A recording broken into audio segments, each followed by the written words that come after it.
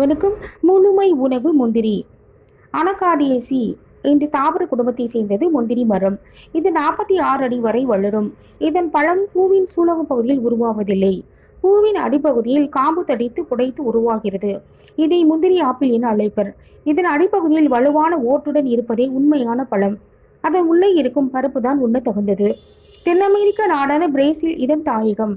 அங்கு பேசும் மொழிகளில் ஒன்றுதான் டுபீரியன். இதில் வழங்கும் அகாசு என்ற சொல் தானே உருவாகும் விதை என்று பொருள் தருகின்றது. இதில் இருந்து போர்ச்சுகீசிய மொழியில் கஜு என்ற சொல் உருவானது. இதுவே ஆங்கிலத்திலும் கேஷ்யூ என அழைக்கப்பட்டது. இந்தியாவுக்கு போர்ச்சுகீசிய மாலுமிகள் முந்திரி விதையை 1565 எடுத்து வந்தனர். கோவாவுக்கு தான் முதலில் வந்தது. அங்கு செழித்ததால் தென்கிழக்கு ஆசியா, ஆப்பிரிக்கா நாடுகளுக்கு பரவியது. வெப்பமண்டலத்தில் அதிகம் வளர்க்கப்படுகின்றது. தமிழகத்தில் கடலூர், அரியலூர், புதுக்கோட்டை, விழுப்புரம், கன்னியாகுமரி, செங்கல்பட்டு மாவட்டங்களில் பயிரிடப்படுகின்றது. முந்திரி பருப்பில் ஊட்டச்சத்துக்கள் அதிகம். இனிப்பு வகைகள், பிரியாணி, புலாவ் போன்ற உணவுகளில் சேர்க்கப்படுகின்றது. சுவையுடன் உடலுக்கு நன்மையும் பயக்கும்.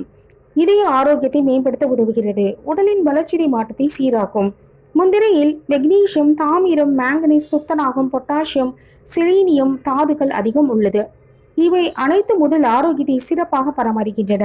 முந்திரி பழத்தில் புரோட்டீன், பீட்டா கரோட்டின், டானின் என்ற ஆன்டி ஆக்சிடென்ட்கள், நார்ச்சத்துக்கள் நிறைந்துள்ளது. இதில் பழச்சாறுகளும் தயாரிக்கப்படுகின்றது. நன்றி.